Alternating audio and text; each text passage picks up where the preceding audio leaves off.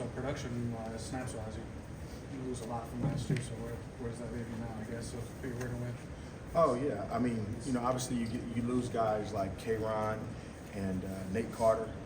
Not only do you lose them on the football field, but more importantly, just the leadership that they had in the media room and on the team. So you go into the spring ball. We're able to get Elijah Tolliver here from Sacramento State. He has 1 year left, but he's had a productive spring. And then you go to Brandon and Mackay, who were here last year, but as true sophomores, even though they were here last year, I think each of them had, I want to say, like 7 carries apiece. So they're still really young. And then the two other guys, Zion Gist and Jace Clarizio, those guys were in high school in December.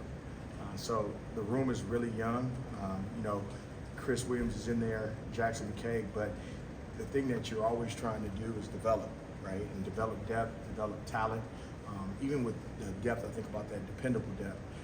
So where we're at progressing, it's like, okay, who's going to take the reins of it and be the lead dog? So it's been a lot of mixing guys in with the ones and the twos to try to figure out, okay, who's going to truly separate instead of being, those 4 to 5 cars driving next to each other on the highway. Competitive, and I imagine with that mix of not a lot of guys were trying to sort of nudge into that position, right? Yeah, it's been fairly competitive. I think a lot of times you're dealing with some guys don't know what they don't know, and they don't have as many banked reps as some of the other guys that have been through, a second spring or first spring for the two young guys, and just understanding the grind and the process of what that looks like. Because even with Kai and Brandon, I think about those guys. Brandon was here in the springtime before, but he wasn't getting a ton of reps. And now, you're starting to see where your details and everything you need to do on the daily with your process matters. When you see those two guys, the usage that you had of them, because it wasn't like they were just getting garbage time carries. You used both those guys in middle series and in conference games. I guess how was that handled internally to say, let's get them a little experience at that point to prepare them for what's ahead? Yeah, we've talked about it as a staff. You want to try to get guys, 12 valuable snaps if you can, especially when they're young, just so they can get just that feeling of going into a game, into the big crowd, the speed and the pace of the game. Because even with what we simulate at practice with Play It and, some of the competition stuff, there's nothing like playing on Saturday. And we just wanted to get opportunities where it's early enough to where they can go in and maybe try to have some success on the plays that they get, respond if it's not successful, but at the same time, we can still kind of move forward as a team and as an offense to be productive throughout the course of the game, where it wasn't like, okay, let's put this guy in on 3rd and 1 and we really need it, but that was kind of how we talked about it. And we just felt like the way they attacked it throughout fall camp and the way they were practicing throughout the season, it was valuable to get those guys some reps. What stood out to you about Tolliver when you were going after him, and has anything surprised you? Yeah, I think the thing that stood out to me with Elijah is just how hard he ran. I think one thing, coming out of his last year at Sacramento State, they had a lot of guys hurt up front, and even with what was going on in front of him, he was still able to break tackles and make things happen. I think, when you talk to the kid and you see how mature he is, how much he wants to take the next step, his attention to detail, that since he's been here, and then during the course of the time of the recruiting process, talking to coaches that we know, Sac State does a big summer camp, so we know a lot of those coaches that were there at Sac State with him. And I thought he fit the mold of what we were looking for from a leadership standpoint in our room. And then, a guy that can come in and be a part of a good group that we feel is really young, but we can continue to push down the road so we can get some productive reps out of the group. What have you seen from Jace Florizio, and what has he brought to your room thus far? Yeah, Jace, like I'll say it again, I think he's getting ready for the prime. I believe it's like May 1st or something like that. I just asked him because we had another kid go. But Jace is young. I think the one thing that with young guys that I go back to, they just don't know what they don't know. But Jace has been really productive once he's gotten the ball in his hands. I think the second half of spring has been better for him than the first half. He's drinking through a fire hose, for lack of a better term, when he first got here. And now his body is starting to catch up with the things that he knows. I think he catches the ball well out the backfield. I think he's very explosive. I think he has really good feet and a change direction that you look for. I think all the things that we recruited him for, we're getting really good flashes of it this second half of spring. Now, we've got to continue to build on his football intelligence when it comes to protection and just understanding the process of day-to-day of being a college football player here at Michigan State. But we're really excited for what the future has for him. With that kind of burst, could Clarizio help you in the return game if he's not ready to play as a running back?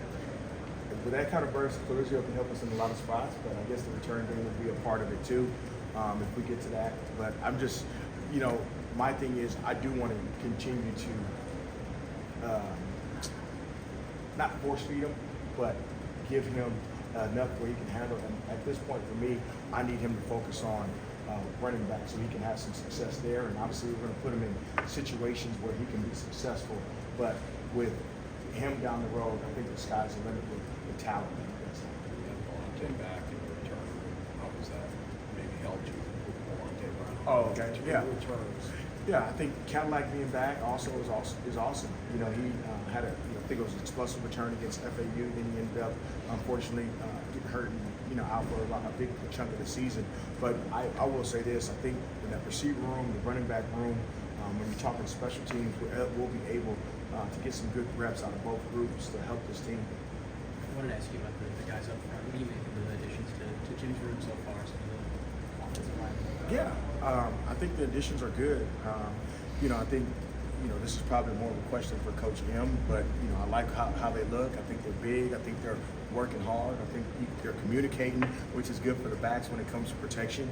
I know he's trying to set his 5 as he kind of goes through the rest of spring and then obviously getting into fall camp, but I'm well pleased with what those guys been able to do for us up front. Where you at pass pro wise? I'm guessing when the room skews a little young, I'm guessing that's probably something that's. I'm sorry, I can't hear you. I'm sorry. Pass pro. Where are you guys at as a unit on that? Oh, you got yeah. a younger room. Gotcha. Maybe a lot of guys haven't done it a lot. Just where's that at? Yeah, it's interesting. We probably spend more time on protection, believe it or not, than the run game, because that's the hardest part, like you said, for high school guys. I know if I was a high school coach and I had Zion Gist, Jace Clarizio, Brandon Tullis-Mackay, one of those guys, I would not have them block. I'd be handing them the ball, and I think that's what good high school coaches do. So it has been kind of a learning curve for those guys, understanding, the levels and layers of protection, but it's shown up in a good way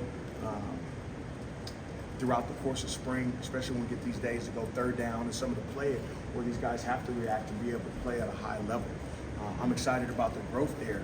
The biggest thing is not only your eyes first, but now it's the next part of it is the technique, and those guys are kind of taking to it. And really, for me, and this might sound crazy, I get excited when we have more teachable film where, okay, where were your eyes at because you didn't block the corner? Because now we got things to grow off of, and then we can help them with their process when it comes to the protection game. Bhonapha's talked about the size and difference of body types that he's got in his room. Tullis is obviously a bigger guy. Yeah. You've got some different styles. Yeah. I guess how are those different styles of either body type or running ability meshing? It's going good. You brought Tullis up first. He's a bigger dude. I mean, the one thing that sometimes bigger dudes or taller dudes like him and Elijah, we got to get their pads down and get them running behind their pads because at 220 plus pounds, what Brandon is, you want him to fall forward for a yard or two, short yardage, goal line, in some of those instances. And that's the thing I've been kind of coaching with him. And I go back to just being a young guy, understanding we don't need you to make guys miss. We need you to run through guys. And then with Mackay, I think about his shiftiness. You talk about great contact balance. You talk about patience in the run game and being able to truly puncture once that leverage is there. That's what you're kind of seeing with him. Jace is just explosive all over the field. He punctures the line of scrimmage. Out. He gets to the second level. He's going to be a hard guy to catch. I think about Elijah. His thing is, he's kind of a high runner, but he's so sudden. And even though he's a high runner and he's strong, he's still trying to get his pad level down. He also has really good hands and he's good out the backfield. And then Zion, just another young guy who I think that has some promise for this program, has been steady Eddie. Excited because he's more of that smooth type guy. Where that fits, I'm not sure yet, but at the same time, I'm excited about what the future holds. We got a really young room.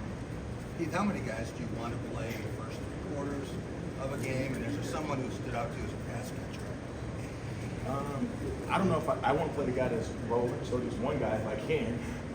But You'd rather play one? I think two. I think two gives you an opportunity to keep guys fresh. I think you hold onto the ball, you keep tread on the tire. You can wear guys down in the second half. You can play two solid guys. Then as a pass catcher, I think I'm probably pleasantly surprised. We got three of the guys that I think have above average hands that we can use.